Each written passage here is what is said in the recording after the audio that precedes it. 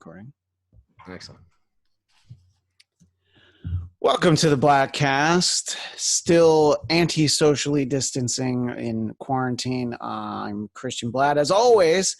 And of course, don't forget at Bladtcast on Twitter, the Bladtcast on Facebook, and bladtcast.com, Bladtcast. That's how you get all those things. Joining us now is a return visit for someone I've actually never seen before. But for those watching on YouTube, I'm seeing Matt Sienkiewicz right now. Matt, welcome back to the Bladtcast.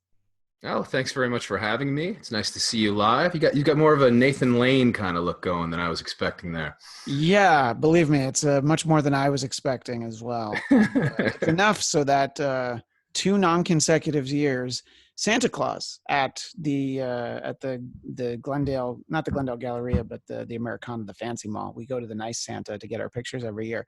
2 different years, he's decided that he needed to tell me that I look like. I was like, anybody ever told you? Yeah. So when he said Sure. so when he said it last year, I was like, yeah, Santa, you told me 2 years ago. He's a handsome man. I mean, there's no shame there. You know. I was in a hallway. I walked past him once when I was an intern on Late Night with Conan O'Brien, and he's like half an inch shorter than me. But a joke that we used to be more comfortable making is, but I'm a lot gayer than he is.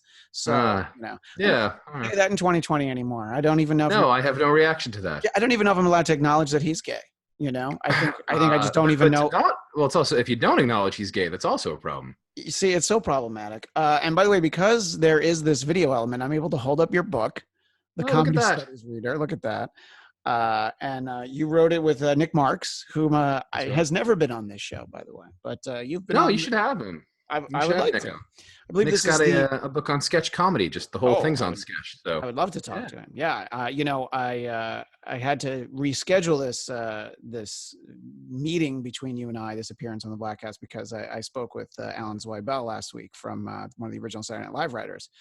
Ended up talking to him for 90 minutes, and I didn't even get to It's Gary Shandling Show, which I was like, oh, that was really just bad arrangement, because I really wanted to talk to him about It's Gary Shandling Show. A lot of people talk about the Larry Sanders Show, which is great, of course, yeah. But I think too many people overlook It's Gary Shandling Show.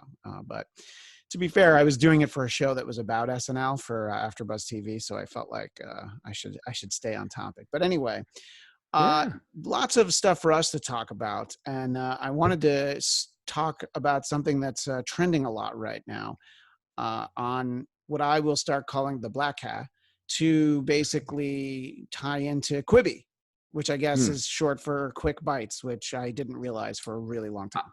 It took me a lot. Yeah, it's it's a very Google friendly name. Sure, if you can figure out how to spell it. But no, it's totally the quick bite thing. I don't love that period. And B, it's not how you Quibi, because it's not Quibi, it's Quibi. I don't know. That's not working for me. Yeah, and also if you spell quick the way the Quickie Mart does on The Simpsons, then you're definitely you're not going to find it. So that maybe we should start our own service, which is with the K. So and Quibi. Yeah. But although given the business model they're running out, I'm not sure that's the best move to copy them. Look, of all the things that they're rolling out, I was interested to see that they were going to do a new season of Reno 911, which which I thought was very funny. It's a lot of the gang from the state doing that show, which I can't honestly say I haven't seen it in a while, though they did a movie. I remember seeing the movie version of it. So it's been a long time since I've seen those characters, but I remember really liking it. So I'm like, oh, that's a fun thing to trot out. So what is it about Quibi that bothers you? So what's your quibble with Quibi? Okay, well, so it's multifaceted. I mean, one, I feel a little bad in that they had this whole, I think not super great plan, but at least it made some sense. It's media made for commuting, I suppose. Sure. On a bus, on the train, this kind of thing. And the idea is that all of the episodes, and they run like regular genres, more or less, dramas, reality shows, sitcoms, but they're all about 7 minutes long, or quick bites, I guess. And so like in principle, it made like a little bit of sense pre-coronavirus, that nobody's commuting anymore and people have plenty of time to watch long form now, or they don't. So I have kids, I have no time, but people who don't have little kids have time to watch more than 7 minutes, and people who do have little kids don't have 7 minutes. So their business plan got rolled over by the whole situation. But, and maybe this will change, at least the shows that I've watched, and I have tried to squeeze in a little bit to know what it is, they're just condensing the act structures of traditional genres, and it just feels like the improv game where you do the scene that takes 5 minutes, and then you do the scene that takes 1 minute, and then you do the scene that takes 30 seconds, and then like you do it in like 2 seconds at the end. This is what it feels like. It feels like people quickly trying to rush through the plot of a sitcom in about 7 minutes, and it's one of two possibilities. Either it just feels really rushed and like the jokes are rushed, it's all crammed together, or it feels like you need to watch 3 more to get a satisfying feel anyway. So what the hell's the point of the 7-minute version? And that's for a sitcom. So the two things that I've watched Flipped with Will Forte, which is actually, it's not bad. It's not horrible. Like Will Forte. It's got Will Forte and what's her name? My goodness, I'm blanking on it. Olsen, the other Olsen. Elizabeth Olsen? Yeah. Is that it? Yeah. Wait, it's good. So it's basically there's the Olsen twins and then Elizabeth Olsen. Yeah, the other that's one. Right. So and that's like, okay. Again, something you don't have to comment on, but I like to say the pretty one is Elizabeth and not the twins. But you don't have to comment on that. That's just I'm not going to comment on that either. I did call Nathan Lane handsome, but I feel fine with that. Because here's the thing, he is handsome. He's handsome. That's and right. you're not saying he's more handsome than his twin brothers. You know, I'm not comparing him to anyone. I maybe you, but I'm going to say I'm more handsome than I'm going to say I'm more handsome than he is only because I'm younger. You know, when he was 44, he was probably more handsome than me. But I feel like he's aging with grace. But that's just another discussion. You're going to get an AARP call now. Yeah, anyway, back to Quibi. Yeah. So it feels very rushed and jammed in, even if the performances are good. And Flipped was actually sort of okay. But I also watched The Most Dangerous Game, which is the first episode is about all I could get through. And it's just Christoph Waltz explaining to Liam Hemsworth the plot of the story, The Most Dangerous Game, which I feel everybody knows either implicitly or not. I mean, it's just that they're going to hunt Liam Hemsworth. Like that's the plot of the episode. Okay. But that's the whole episode is him explaining there's this game and rich people hunt people. Wasn't that movie that didn't come out for a long time and then they finally put out, but then they closed all the movie theaters? The Hunt, you know. It sounds like the same thing. It is, and it's an ancient story, and literally ancient, but it's this old, tried, like you've seen it 1,000 times. But you watch 7 minutes, and you get a plot, like the premise explained to you. Okay. But I knew the premise from the title, and so like that's the end of it. So what are my complaints? My complaint essentially is that it would take a long time to develop a storytelling format in which 7 minutes I didn't feel like a fast forward regular show or just part of a regular show. And both of those are terrible. Because if I have to watch 3 episodes to get a decent story, that's no good. And if it's just a fast forward on a Will Forte sitcom, I'll just go watch Last Man on Earth again.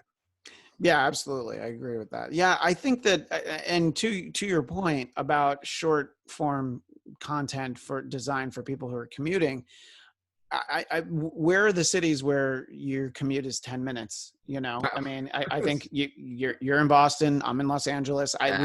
We don't really take mass transit out here, but it exists, and I've taken it to some events. You know, there are ways. You know, there's a lot of people who take the bus. You know, because they don't have a car. So there are people who do commute in Los Angeles, but not for 7 minutes. Not for 7 minutes. So I think that what we have to do with our spelling of quick and buy, so Quibi. I think we need to do about 20-second shows for people who have to go downstairs. Well, you know, because you're in it looks like you're in a garage or a basement. This is a boiler room. Yes, boiler room. Yeah, I usually a great Ben Affleck movie, by the way. Not bad. I also usually I'm in this room in the back of my garage. My wife and the kids are out, so I'm able to actually sit upstairs at a table and look. I have this nice original map of Disneyland behind me, so it's at least I have something to show off.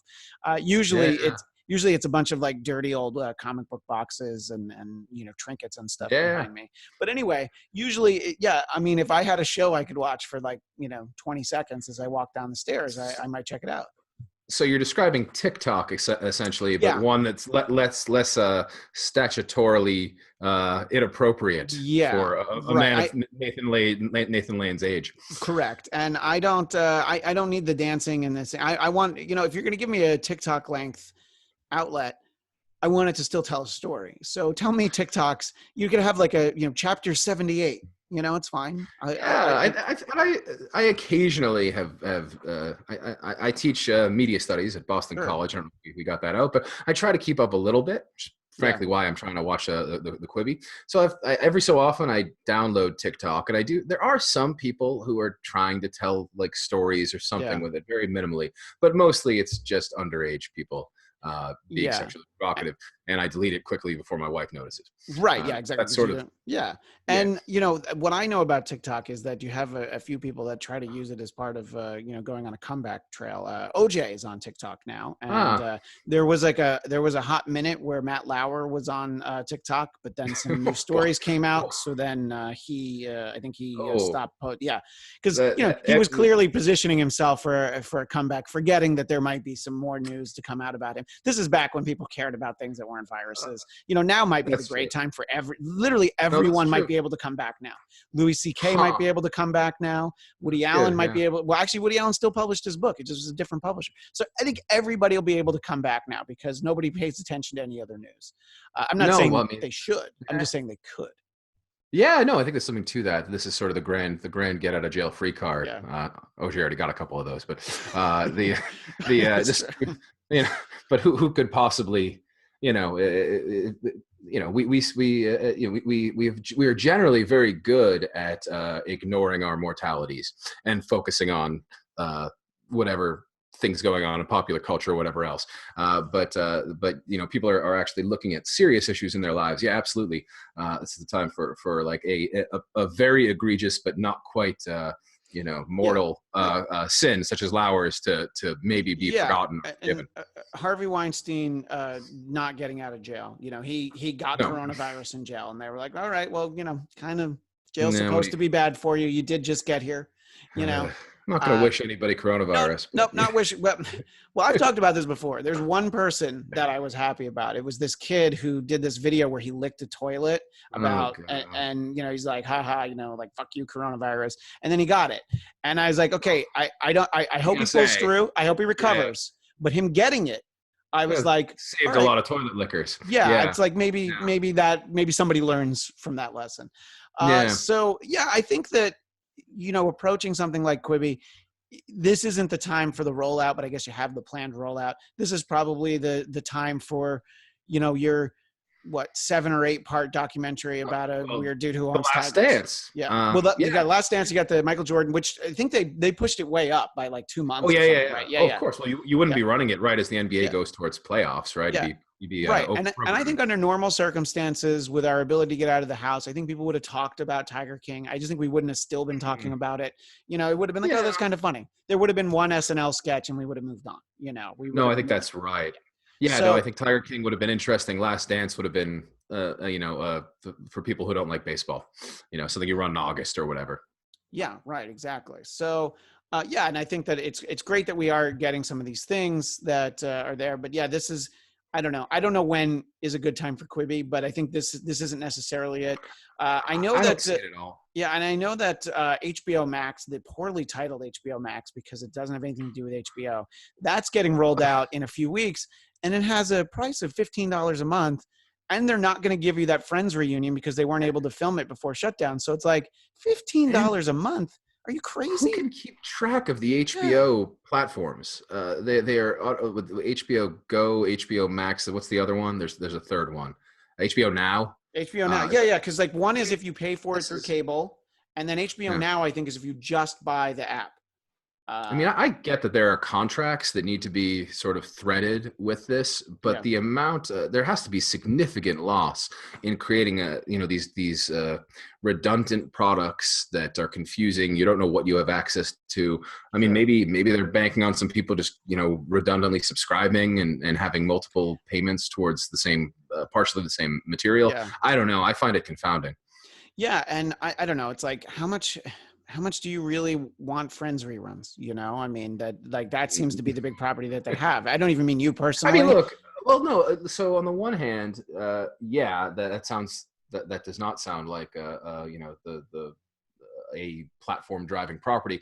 On the other hand, I teach college students, and The Office and Friends are like the most common sort of kind of like group Right. connecting shows that they have. Yeah, I mean, I host shows at this AfterBuzz is what TV where it's a lot of like millennials, 20s to, you know, whatever the next one is after millennials. They get mad when you call the wrong ones the wrong things. But yeah, the like, Zoomers or whatnot. yeah, the mid 20s to the very early 30s. And yeah, they're watching a lot of these things. And, you know, the interesting thing, of course, is that everybody in that age range, they like the little bit softer around the edges Office, the American Office. Nobody's really diving into the just brutal Ricky Gervais Office. I think they're both very funny. It's just they're so different, you know. No, they are, and they're so indicative of where they come from. Yeah, right. That's true. Of the industries, the difference between the British TV industry, right. You know, and the American, and of course, you know, I'm a defender. I don't know if this is gonna you might have to kick me off the show. I'm a defender of the late Office, of the sort of dying Office. Oh, I think we talked about this. Yeah, I actually. Yeah. I fell off when Michael left. I tried to watch a few, and then I was like, "We did do this." Yeah, and I was like, maybe I'll catch up, and then I just didn't. I think they sat in the DVR long enough where I was like, all right, I'm just clearly not going to watch it. I came back for the finale because, and they did. That was the one time where they did a really good job, where you didn't know for sure that Steve Carell was going to be in it. You just hoped. Yeah. But they even like did a fake out where they're like, yeah, that jerk wouldn't come and do our finale. You know, I think that was the approach they want. So no, that's right. It's very American. We stretch the thing out as long as we possibly can, sort of squeeze every ounce of interest. You take a British show with 14 episodes and you do 7 seasons. Yeah. Which I appreciate, but it's you know, if you want to know about America, there's something there. Just imagine if I think they called it something else, but I remember they tried to do an American Faulty Towers with John Larroquette. And just imagine if that had been successful, they would have done 10 years of it. Whereas the original Faulty Towers has 6 episodes. Sounds so good. They didn't call it Faulty Towers, and it was on like CBS. So I think maybe if they'd done it. Yeah, I have to look up what it was called, but I remember seeing an interview where he did it. And I remember watching one, and I was like, because look, I love John Larroquette. I mean, it's you want to talk about somebody who hasn't done nearly enough since Night Court. It's right, John Larroquette, and right. I mean, what is there's the John Larroquette show? Oh yeah, I forgot about that. Yeah, which was like super depressing. It was good, but he like ran a bus station, and he was a recovering alcoholic. So it's like St. Louis or something. Yeah, it was and I guess it was like, let's take Cheers and put it in a bus station. Make it as uncheerful as possible. Yeah, right, exactly. Yeah, that's right. Literally make it depressing and no alcohol. Yes, you're right. It is the it is like really overtly the anti-Cheers. The anti-Cheers. Although some people would call Wings the anti-Cheers because there weren't any laughs. But anyway. But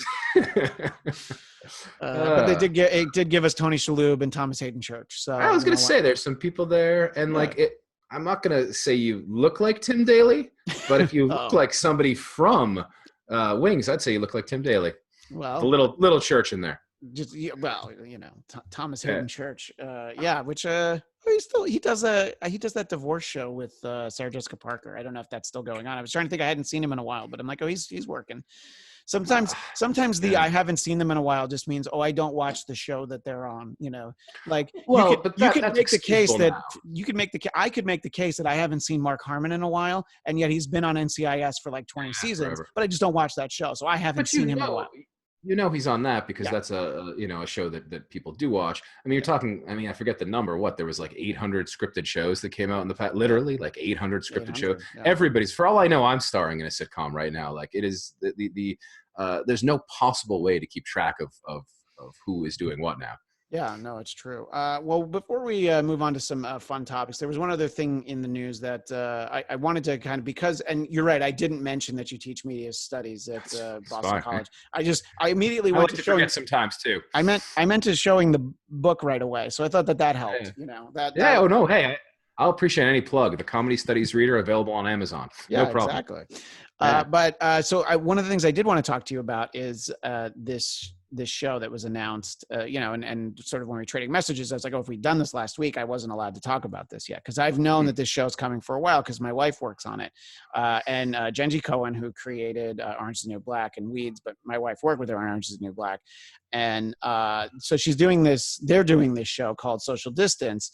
And I have to be careful because of what they actually say in the press release. But it's basically, it's going to be filmed kind of by actors who, I don't know, I guess they'll send them brand new camera equipment, that's like fresh out of the box, and, they'll set it up and they'll film themselves, and it'll be about sort of life in quarantine. I guess you hope you have somebody with a big yard, so it's not, the whole thing doesn't basically look like these two shots of you and I. I don't know that people want to see. Although, I mean, Tales from the Boiler Room. Well, what it brings to mind, and just visually, is End Treatment or the Bitzipul, the original Israeli show, which was much more sort of just like the guy and the client back and forth, and like that's gripping stuff. That's all in the writing and the performance. But if you get the right writers and the right performers, it's not going to be a 11 seasons with a finale, but like I could see something worth watching. Yeah. Well, that's kind of what I wanted to get your thoughts. So this idea of, look, and I know plenty of people that are working in writers' rooms right now. They're basically connected the way we are, depending on which company they work for. Disney doesn't let people use Zoom, but because I guess they don't want their mouse secrets getting out. But there are, so there's tons of writers' rooms that are open, and it's great. But when you talk to people who are working on those shows, it's like, so when is your show going into production? Oh, yeah, we're supposed to start shooting in May. Really, in May? Do you think that's going to happen? And they're like, oh, no, that's just what we were supposed to do. And then you have people whose contracts would get renewed when they went into production. So I think you're going to have a backlog of a ton of scripts, because you're not going to be able to, I don't know what all these states are doing. Some of them are reopening, some of them aren't. I don't think you're going to have film sets. The way that we're used to having them, I don't know that we'll have them in 2020. I don't think that's plausible. I think that for one, on a liability level, who's insuring these things? I think you can do some kinds of talk shows. Like my boss Dennis Miller does a show it's called Dennis Miller Plus One, and it's him and one guest. Right now he's doing it remotely. I feel like when restrictions are eased, you can do a show like that. You could also use robot cameras, which I know that they used to use for NBC Nightly News, because when I was an NBC page, I would have to talk about it on the tour. So at least in 1999, they had some robot cameras. I don't know if the robots unionized and they don't use them anymore, but I'm assuming they still have them. Well, so we might have had to take them out when they plotted to take over the industry. Well, look, I mean, somebody did notice that one of them had a Skynet tattoo on the back. I was going to say. We should have been worried. Yeah. So, there are ways to do small shows like that, but, your scripted shows, let's not even talk about anything with a studio audience. But, just anything like that, you're not really going to be able to do it this year. So I think it's genius to have this in place. And, my understanding is that not everybody was coming to Netflix with any ideas, and they love this idea in and of itself. But then everybody's like, oh my God, they're like taking advantage of this situation. I'm like, well, taking advantage. Yes, but in a good way, because it's like, let's try and make something new, because there isn't going to be new stuff coming. Yeah. Stuff that's already filmed. Sure. But nobody's, and it's like, oh, every show is going to do a social distancing quarantine episode. I'm like, if any show wants to stay on the air, like they'll do a one-off or whatever, right? I mean, they'll do a special, but this is different. Yeah, I mean, unless you're gonna do like whole episodes of Law and Order SVU where Mariska Hargitay is like interrogating people, via Zoom, it's gonna be really hard to do those shows. So I'm wondering your thoughts, one, on this particular project. I sent you a little press release about it, but also just what the indication is for the style of entertainment we're going to get, getting produced from this point onward in this year. Yeah, no, I mean, so, you said taking advantage of it. I mean, this is a silly comment to make, right? For one, you can look at it from an economic perspective. People need to work, right? There's editors, there's writers, there's lots of people who, as you say, there's going to be this huge backlog. So, taking advantage of it's a silly frame to put it in. I mean, also there's incredible sort of human experiences to be written about and expressed that will be best expressed through a format like this show. So certainly there's nothing exploitative about it. Taking on a contemporary issue and sort of a contemporary social circumstance. This is tough writing. Right. I'm going to be skeptical of it just insofar as it's going to take really talented writers and performers to get across a dramatic story in that kind of format. I mean, there's no question, but it does happen. Right. I mean, sure. It's essentially a chamber drama, right. Where you sort of we're locking people, a bottle episode of a sitcom or something like this, where you have this like, what would otherwise be an artificial constraint, but is now a real constraint. But I mean, I guess my first instinct is, a lot of what makes TV good, or you put some sort of artificial constraint, right? You limit the way that the story is going to be told and see what comes out of that, right? So this is what sitcoms do whenever they get bored, right? They do the bottle episode, or they introduce some artificial element from the outside to create the drama. So, all right, here is a set of artistic constraints. Talented people can work with those. So, I mean, my instinct is glad to see people working, right?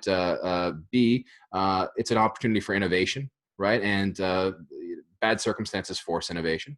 And lastly, it's not unprecedented to tell a story in these kinds of constraints. So it's all to the good for me. I mean, I can't see anything negative without, we'll see if it's any good. I mean, that's another question. Yeah, sure. Yeah. I mean, I think, obviously, look, it gets sold because Genji's track record, her track record for Netflix, so they're like, yeah, sure, we trust you to turn in something that's good. And, look, it's going to be, sort of an anthology series. And I think a perfect comparison, look, people can compare it to Black Mirror. For me, the new Twilight Zone that was on CBS All Access, I think half of them were good. And of the other half, a couple were just awful. And then a few were just like, oh, it was good until like the last minute. There's this one where with John Cho where a little kid becomes president.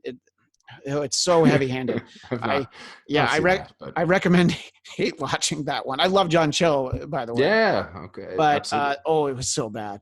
So, and then look, the original classic Twilight Zone, most of them were good, but you got some clunkers in there. So I think this format will probably lend itself to like, some that people will really respond to, and they'll stand out. And I don't know. I mean, I guess in true Netflix style, they'll probably just put them all out at once. But we'll see. So do you think that regardless, this has just been announced, no one's seen it. Do you think that now you're going to be like, all right, well, how can we do something that's like that? Like, let's do the comedy version of that. Let's do the, the this or the that, what do you think about other plans for innovation utilizing the technology that's available to us? Yeah, I mean, we've seen a little bit of this in the world of stand-up. I've definitely seen a number of comedians try to, maybe they're stringing together Instagram lives into sort of a anthology of their Corona experience and putting them on YouTube. I've seen a couple of those. I mean, look, my hope is that the light at the end of the tunnel is soon enough that this is an interesting thing for sort of interesting people to try, but it's not an industrial standard, right? I think we're a ways away from giving up the sort of main infrastructure of how things are going to be done in the future already. That said, I mean, there's no question there's going to be innovative uses of these restraints. Right. If I don't know, to get too pretentious on you, but, if you like Italian neorealist film, right, movies from Italy from the post-war period, what makes them so great is that they didn't have anything. Right. That they're shooting in these bombed out cities and all they have is a bicycle and a camera and a couple of people who kind of know how to act, but they're still talented people, talented directors, talented writers, talented performers, and they pull it together. And so it's a little bit exciting to say that, especially there's been a kind of innovation in all the increased production, but it's a lot of chasing trends and trying to sort of piggyback on something that's been successful recently. Well, that's not going to work for a while because the stuff that's been successful recently, you can't reproduce under these conditions. So we get a fresh start. So, I mean, I'm not going to say I'm not even going to call it a silver lining in the awful situation, but I will say that historically, we look at bad, weird times in entertainment industries, people come up with cool stuff. Yeah. So I do think we'll see the comedy version. I think we've seen that a little bit. We'll see more. I think we'll see, I could see more interactive stuff. Like I could see like a sort of Bandersnatchy kind of interactive media that might Yeah, work with sure. this Zoom world. Like I could see possibilities. And I think that, you know, like I said, restraints and limitations make people think differently. And often that sucks. But for the 10 people who suck at it, there's one who's going to get it right. So I'm a little bit excited. Yeah, no, absolutely. I agree with that. And before we move off on this, have you seen either of the remote SNL at home episodes that they've done? I should have watched those before I came on here. Yeah, I didn't. I didn't think to ask you to watch them. Yeah, I did not. My media consumption. I mean, I mentioned this before. We don't need much of my boring life, but I talk to some people and they're just dying for things to do. Sure. But I have a 1-year-old and a 4-year-old. Yeah. So like I basically just I take care of the kids for the whole morning, early afternoon. Maybe I can sneak in something like this, which is nice, but otherwise I work the whole afternoon, Sure. take care of the house, and then I try to watch Tiger King for 15 minutes and I fall asleep. Like that's repeat, just every day. Yeah, no, it's a very similar situation because I have a 4-year-old and a 2-year-old, and my wife does this virtual writer's room. Now, the thing that has worked with the way we structure our day is that she's in the writer's room from like 1 o'clock onward. And then, I'll make dinner, all that stuff. So we have kind of the mornings. And so all of the shows that I host and other things that used to be spread throughout the day, we're doing everything before noon now. So we kind of have this middle ground in between. And, there's a little bit of there's the handoff, but so it has worked for us. But to your point about media consumption, literally yesterday doing the Dennis Miller option with Dennis Miller, he asked me what I was watching and I'm like, yeah. And I had to be like, I know you're going to make fun of me, but I watched Star Trek Picard because I made the time to watch that. Also, I was hosting a show where I talked about it, so I had to watch it every week. But there just hasn't been anything. My wife and I fell asleep watching the first Tiger King because we were exhausted. We haven't tried to watch. We haven't tried to watch anything. And I would love the time. I'd love the time. I mean, the people who are posting that they've already finished Netflix and things like that, I'm like, look, that's great. You don't have kids, No, and it's just it's like the exact opposite experience. I mean, it's any number of people. They're talking to students in particular because they are consuming an absurd amount of media. Yeah. And they've got nothing but time. So you asked about SNL. I saw Pitt as Fauci. I saw the opening. That was cute. Yeah, I like that. Which was very cute and kind of sweet and just fine. And I don't think I've seen anything else from it. Yeah, like there's a couple of things that were good in the two that they've done, and a couple of things that were like, all right, they tried something different. The Ruth Bader Ginsburg workout. I saw that. Yeah. And then there was, they've done some that are literally like, I think there was only one that was literally an office Zoom meeting, and somebody didn't know how the camera worked, so they were able, they're able to utilize all of it. So it's more of an interesting moment in history, to kind of see what it is. It's not the finest 90 minutes that show's put out even in recent times, but there's good stuff. There's some real laughs, and it's just, they figured out ways to do things.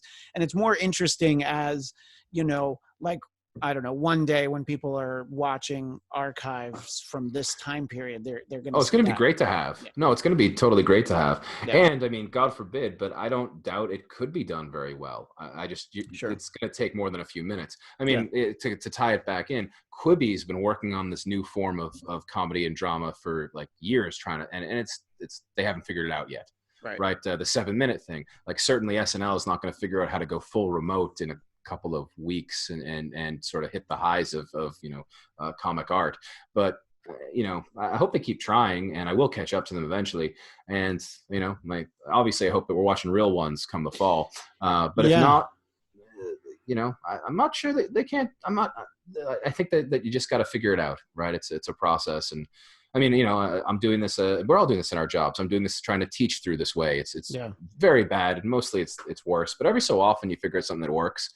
So I think that's even more so in the creative arts. What I realized too, by the way, my answer to what have I seen lately, it's the same episodes every day that I see of Daniel Tiger's Neighborhood, Peppa Pig, Mickey Mouse Clubhouse, Llama Red Pajama over here. Okay, I don't know that one. It's a great. So as an aside, I think the poor woman died very young. Oh no. but she wrote this incredible, like, catchy. It's basically just a children's book based on the fact. Oh wait, that the llama llama. I know. Yeah, that llama rhymes with pajama. Yeah, right? That's the entire concept of the book. And the first book is amazing. And then she wrote like a bunch of like knockoff bad ones, possibly because she was dying. I don't know.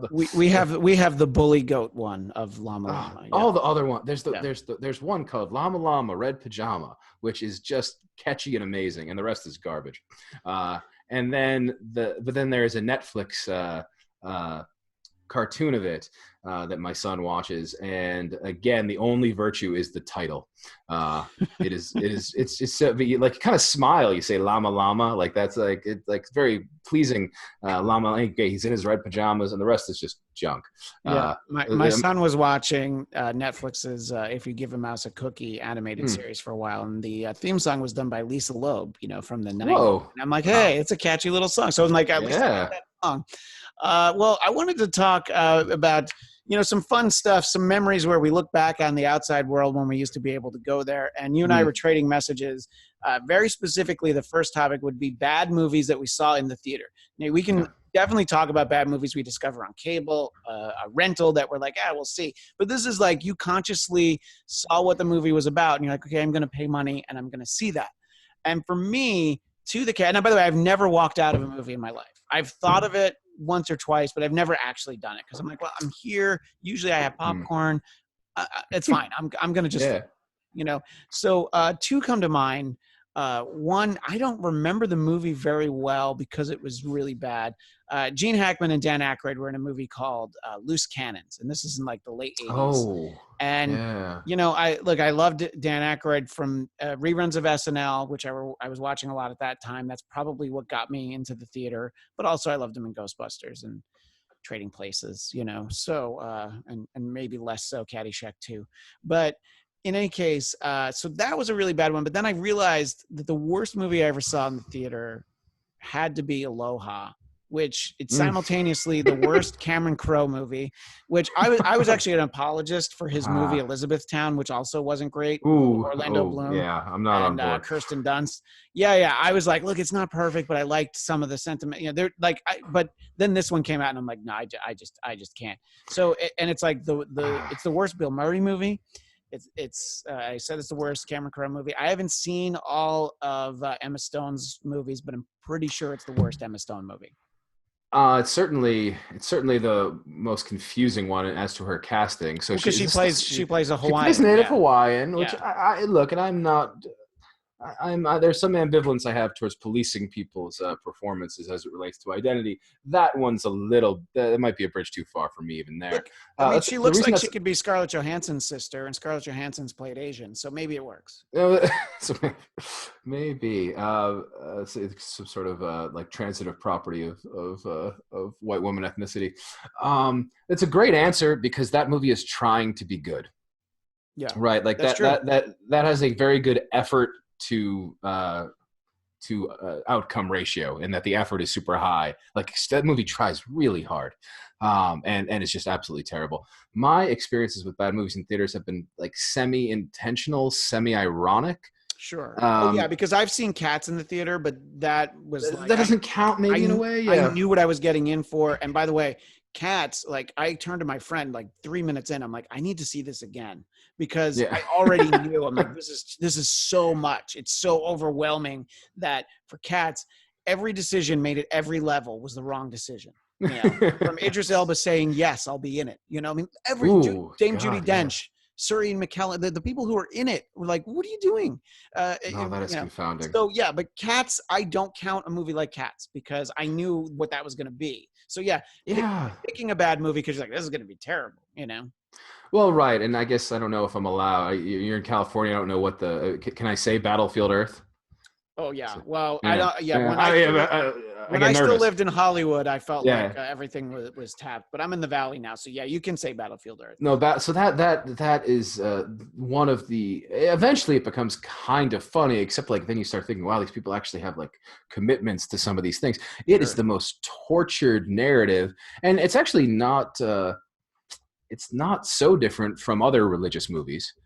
So like a Kirk Cameron movie or something where it starts what's the one where they all disappear? Whatever. This is Kirk Cameron. Left Behind. Left Behind. It's a book series. Yeah. A book series, and there's a Kirk Cameron adaptation of it where they're left. Don't confuse it with The Leftovers, which is fantastic. No, those people are also left behind, but you're right. Different story. Yeah. Yeah, that's not the same. It's not the same story. Yeah.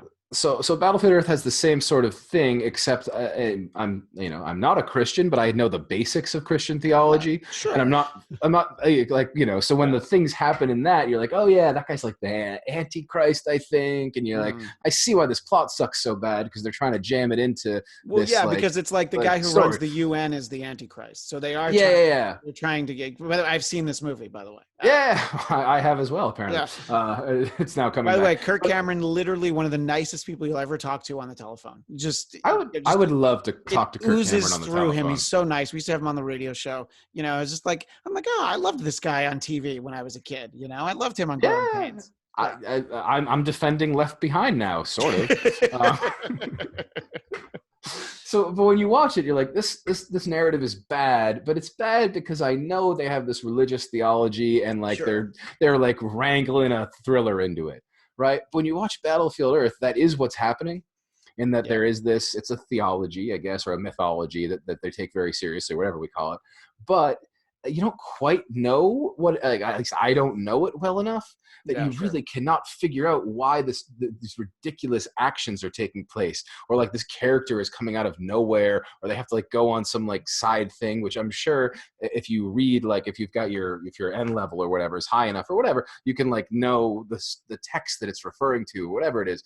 But you just want it's a certain genre of bad movie, which is essentially one for which I am not the audience, but they didn't tell me that so much, right? It's not advertised as being a religious movie. They put it in a regular old movie theater as a sci-fi, but it doesn't make any sense without understanding what's going on behind it. Right. So Battlefield Earth is definitely one that you felt like you got roped into. And the best thing about Battlefield Earth, by the way, is that, at least, it was a colossal failure. All the actors were signed to do a sequel. And if the Church of Scientology had decided that they wanted to fund a sequel, everybody would have had to be in it. Oh, that would be fun. I'm sure Travolta would have been fine with it, but then I forget who else is in it. Like Barry Pepper's in it. Forrest Whitaker. Yeah, right. He's it's not bad. It's not the casting. I mean, not surprising. I understand. Dangerous. Sure. Maybe. Yeah, but they didn't have to look too deep to try to find. It's like, hey, why is Will Smith in this movie? I know he's not bad, but yeah. No, but it's so that's one. I used to actually. So this is the exact polar opposite of my sort of personal life. Now I'm very busy, family, et cetera, et cetera. Between sort of college and then really starting a career, I had nothing to do ever. Yeah, sure. And nobody wanted to talk to me. You probably understand that just from this experience. And so on Mondays, between the end of football season and the beginning of baseball season, a friend and I would look up the worst Rotten Tomatoes ranked movie and go to the last screening of it in the most like sort of obscure theater we could find on Monday nights. Right. So like I was in a 10:30 screening of Over Her Dead Body starring Eva Longoria. Wow. It was me, my friend, one other guy, and all I remember is the bad movie, and then I was shushed once for laughing too hard. The one other guy in the theater looked back, was like, shh, trying to follow. It was Eva Longoria on the screen, and she was like, shh. I mean, it was, and that is a bad movie. That is I'm sure. It is it's a ghost movie. It's like a ghost comedy. Oh boy. It's so she dies, if I remember correctly, hence the title. And then I don't know, she like haunts the boyfriend or whatever. I don't remember the exact plot. It was like sort of like hey, spoiler alert, buddy. That's right. Sorry. It's like kind of like it's sort of like it was all a dream episode of a sitcom kind of worthy level. Yeah. Like like maybe could have worked as that, and it's stretched out for like a torturous 86 minutes or whatever. I watched a lot of video game adaptations during that period of my life, like Alone in the Dark. A lot of Uwe Ball came into my life. Oh wow! Watching these films on Monday nights. But again, that was all intentional. Did you see any where you were like, oh, you know what? I thought that was going to be terrible, but it was like at least okay. I'm trying to think. Yeah, like, I'm not going to expect you found anything that was great, but you might have found something that's like, you know what? I didn't hate that movie. maybe like Barbershop 2 got some really bad reviews, and that was pretty, like, it was weird, but it was pretty good. I'm sure it's gonna have laughs in it. It's got laughs. Yeah, It's got laughs. come on, It's what else weird do you need? stuff. Look, I paid to see Norm Macdonald's Dirty Work in the theater 3 times because I liked it so much. So look, there's movies for everybody, Yeah, I mean, that's right. Although I did see him in a movie called Screwed with Danny DeVito in the theater, and I think Chappelle was. Oh, I saw that. I did not enjoy that one. No. That's a sort of a different category of being disappointed by movies. I remember Mel Brooks did a movie, and look, the later Mel Brooks movies aren't the older Mel Brooks movies. You realize pretty quickly, like Spaceballs is still great, still firing on all cylinders. But when you get to Dracula Dead and Loving It, starring Leslie Nielsen, you're like, well, I love Leslie Nielsen in Airplane and those Naked Gun movies, and man, Mel Brooks sure is funny. But somehow those things never come together on the page or the screen. I'm not sure that ever would have worked. No, I don't think so. But you put them in the same genre, but they're really not. I mean, they're both doing, parodic stuff, but like there's a comedic sensibility difference there. I think that's actually a particularly bad match. The sort of Leslie Nielsen, clueless straight man thing is not really in the Mel Brooks world. Yeah. It's true. It's a Zucker thing, right? That is Leslie is he fits into that. He fits into the Zaz world much better. Yeah, Zucker Abrams Zucker. Yeah, because I mean, first he did Airplane, then he did Police Squad, the TV series, and the Naked Gun movies, and I think that that was when I was starting to learn. I'm like, oh, just because you liked somebody in a movie doesn't mean you're going to like them in every movie that they've ever done. Well, especially his comedic style was singular, right? It has to be well written, and those Naked Gun movies were incredibly well written. So. I mean, I have nothing except I could go watch the Naked Gun now. That is. I mean, yeah. Look, there's a little bit of enjoyment you get. I think it's the third one when OJ gets stuck under the car and he gets dragged all around the city. So now you can be like, all right, good. I'm glad something bad happened to OJ. Oh man, the scene where he's like, he's like a cat burglar or whatever, and he's like keeps getting his hand caught and stuff. Yeah. Oh my gosh! I mean, this for slapstick, just amazing. Yeah. So in terms of disappointing movies, as someone who sees most comic book movies and every Marvel comic book movies, I've often been disappointed by them. I was just a couple weeks ago, we live tweeted the director's cut of the Daredevil movie. The Daredevil Netflix series is great. The Daredevil movie with very Ben Affleck, bad. It's very bad. It's not great, but I was watching it. I'm like, the first half hour kind of works. It sets up his origin story and it's okay. And I remember sitting there thinking like, oh man, this is going to be great. We got a great X-Men movie. We got a great Spider-Man movie, the Sam Raimi one, the first one. I'm like, now we're going to get great Daredevil movies. And then by the time it was over, I'm like, what happened? Like, where did it go? Where did it go wrong? And look, I loved Jennifer Garner on Alias. And I was okay with Affleck. And by the way, he turned out to not be a bad Batman, but he was not a great Daredevil. And I don't know that that's necessarily his fault. But that a lot of genre movies can stand out. It's like, oh boy, that didn't work. So a lot of those will stand out for me. For adaptation, Watchmen. The adaptation of Watchmen. You mean the film version, right? The film version, not the TV series, which I didn't finish, but was really interesting. Film version just drove me crazy. It was so slow and laborious. And it was so Zack Snyder. That's and I was excited for that one too, and I was just like, oof. No, I thought it was brutal. I thought he somehow took this narrative that I really liked and made it make no sense. like I don't even know how it's the same story, but somehow presented in that visual style and as sort of like, I don't know. He doesn't do well with bigness. Things that are big, like he makes overwhelming and ridiculous. Except for Dr. Manhattan's enormous blue penis. He managed to handle that bigness because that seems to be what most people remember about the movie. If Dennis and I ever talk about that movie on the podcast, it's the first thing he mentions. I'm still haunted by it a little bit, in all honesty. But it's even a haunting phrase, just Dr. Manhattan's giant blue penis. Yeah, that's true. Yeah, which I would call the episode that title, but I feel like that searching your name and that coming up isn't going to help you. So it depends what jobs I'm applying for. That's a great point. So and then when we were trading about messages about this, there's the idea that some movies are really good date movies, and sometimes they're bad ones. just keeping it on the superhero theme, that first Sam Raimi movie, I went on a date with a girl to see that, and I really liked the movie. She did not like it. So then there was just sort of this weird. Okay. Yeah. So you see, yeah. Yeah. It's kind of superficial, right? It might not mean that much, but like, if that's but I mean, it was my childhood on the big screen. That character. I mean, like I started reading comic books because I liked the Spider-Man cartoon when I was a kid. That was the first comics I read, and I finally got to see him on the big screen. I was so excited.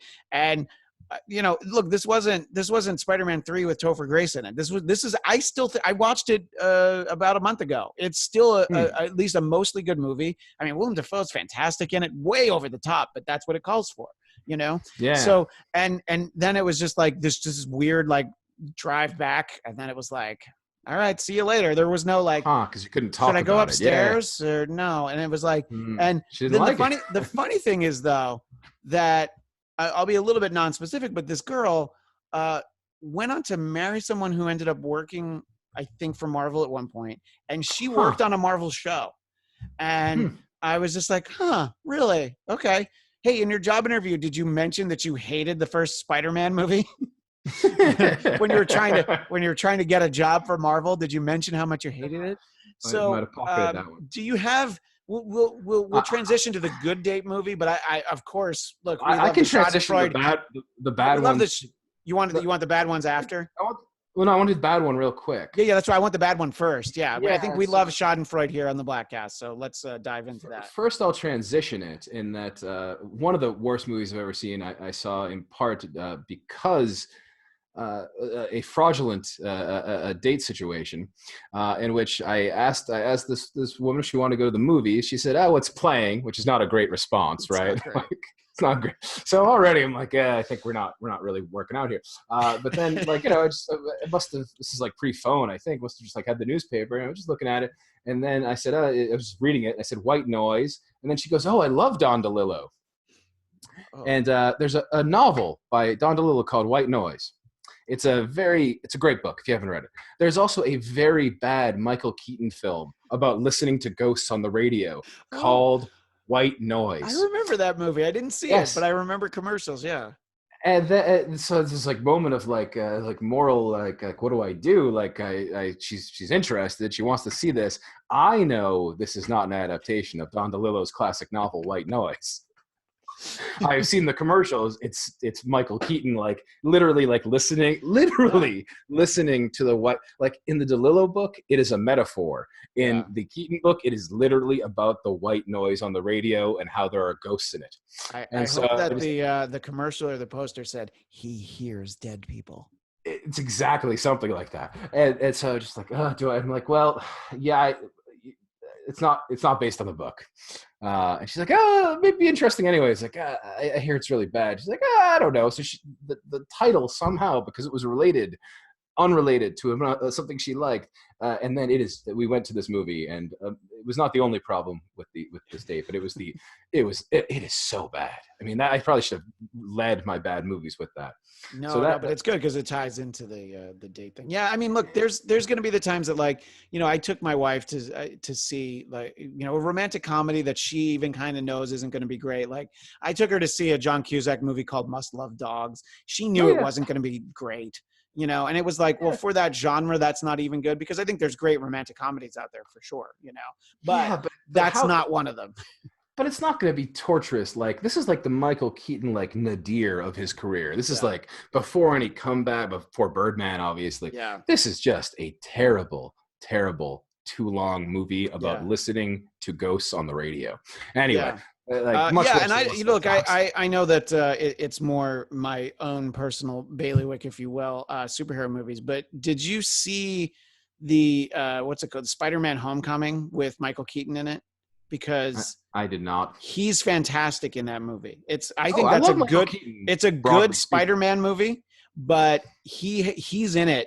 And there's this moment that I still talk about, this scene where it's just no one's talking and he's so great not talking. You know what I mean? It's he's fantastic. I mean, he's great in everything, but this is post Birdman, his Spider-Man movie. So he's playing a bad guy in it, and right. I think if you're ever able to waste time on a superhero movie, have it be that one because Michael Keaton's in it, you know? Yeah, excellent. No, that sounds good. Yeah. I also in high school took somebody on a date to the movie Insomnia, which sounds bad because it sounds like I'm talking about the Christopher Nolan. No, but this is oh yeah, that's what I'm thinking of. The Al Pacino film. So that would be bad if that was the choice. No, but that's not what I did. I took her to the Norwegian version, upon which the Christopher Nolan one is based. Yeah, sure. Which is, it has all the creepiness except with Scandinavian mores, right? So like the sort of explicit nature of the inappropriate relationship between the cop and the young girl is much clearer. He's like this scenes where he's inappropriate. It's very good drama, but it's very like Scandinavian and dark and all this. Yeah. And it turns out it's in Norwegian. Now, of course, it has subtitles, but this is high school. Yeah. And the story obviously goes nowhere because it has to go nowhere because the opening part of it is seeing a Norwegian drama on a date in high school.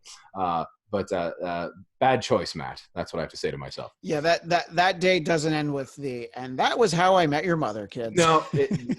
Oh man, just that car ride home. Just like. Yeah, you think nothing to talk about with the Marvel movie. I mean, yeah, like at least that was in English with Tobey Maguire, who I think is people like him. It wasn't just was in it. Yes, we did not discuss the symbolism of the car sexual assault or whatever on the ride. You home. want me to open the door for you? No, I'll get out. I'm gonna just get out. Okay. Oh my God! And I'm sure I thought I was like, oh, he seems so sophisticated. Well, I had the fortune of my senior year of high school. I grew up in right where the suburbs started to get rural outside of New York City, but my girlfriend lived in the city. So we would go and see movies that didn't come out to my neck of the woods. So like on dates, I would see things like Shallow Grave, which is Ewan McGregor's first movie. First movie. Yeah. And I always try to sell that on to nerds because it's got Ewan McGregor and Christopher Eccleston. So I'm like, well, Obi-Wan Kenobi and Doctor Who are in the same movie. Yeah, so it's a great movie. It's also a fantastic movie. Yeah. And it's like, who's this kid in it? I mean, Ewan McGregor, I think it's his first movie. It's at least the first movie that I think it came over stateside. And she had seen Reservoir Dogs, but she took me to see it because they put it in theaters because they put a trailer for Pulp Fiction. They attached it to it. And I'm like, I don't know anything about this movie. So, I would get to see things that, go into the mall, somehow something like Loose Cannons comes to the mall, but something like Reservoir Dogs never would, Right. So, I mean, I would get to see good things. There's probably like one or two missteps there, but, never, I don't know. I think everybody was on board if I saw something in another language. And usually the one that'd be more likely to complain, it would be me, Yeah. Not my situation. So the first date I had with my wife, we went to what I think was a very good date movie, at least for the year 2004, which is Garden State with Zach Braff and Natalie Portman. Yeah. I haven't watched it in a few years, but we used to watch it every couple years together. And we both liked him a lot because we liked the TV show Scrubs. That was sort of what we bonded over. So it was perfect.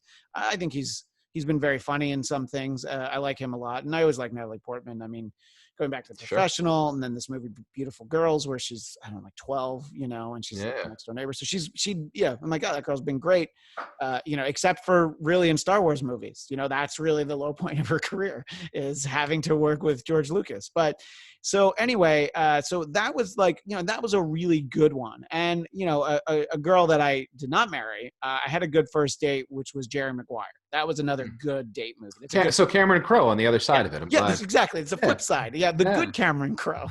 Yeah. I have a good Cameron, Almost Famous, which I think you have to be old enough that it's like not good for high school because there's a lot of like underage weirdness in it. Yeah, true. But if you're sort of looking at it nostalgically and not, that was a really nice movie. I went for a first date. I went on a date to the movie. It's very obscure. Tao of Steve. I remember wait, am I thinking Steve Zahn's in it because Steve's in the title? Who stars in that? Oh my God. No, it's not Steve Zahn as a star. In fact, I should have, I'm just going to do a little research here as we talk.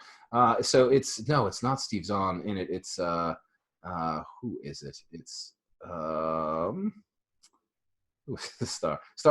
Donal Logue. Oh, I love him. Yeah, he's Yeah. really good, and it's a great date movie. Depending on your who you are, because he's like he's this kind of out of shape, kind of lazy guy. Yet the ladies love him, and it seems plausible. So if you yourself are an out of shape, kind of lazy guy, Hey, wait a minute. Yeah, and that you're sounds trying like my kind of movie. I'm just saying, you're trying to convince a date that you're a couple points higher than you are. That was good. It was like a dumb sort of straightforward comedy. I've good memories of that. I think, like I said, the Jerry Maguire sounds excellent.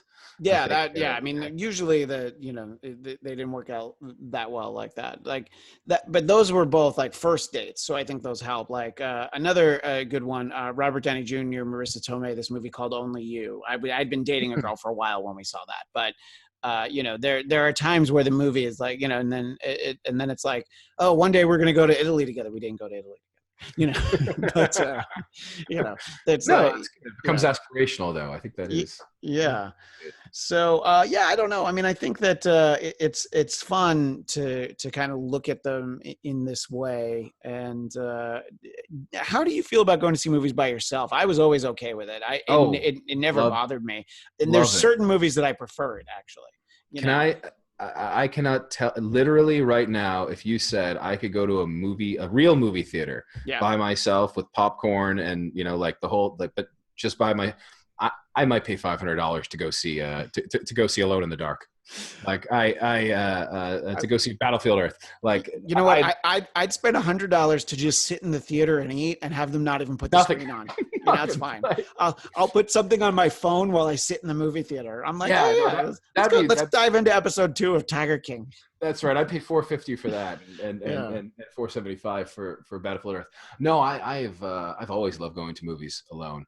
I mean, I've had many opportunities to do so. Again, previous iterations of myself. Yeah, no, I mean, I think,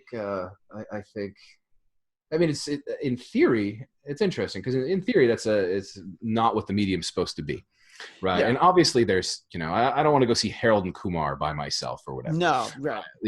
But that's sort of like B+ drama or action kind of movie. Like, absolutely, I'd be very happy to watch it by myself.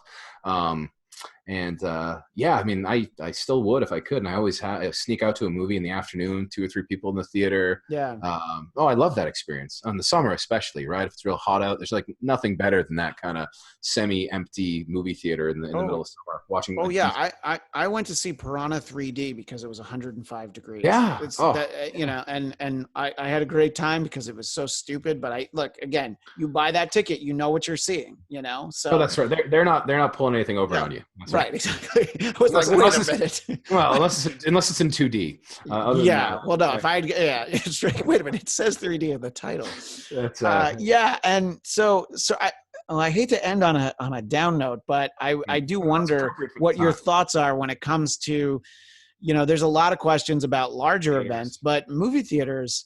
Look, the way that a lot of them are designed now, you're already pretty far apart, and so, but the occupancy is so small that, then it's like, all right, so now you're going to show a movie for 10 people. Is that worth it? And then your bigger theater, it's like, all right, well, you're going to have to sit like 5 seats apart.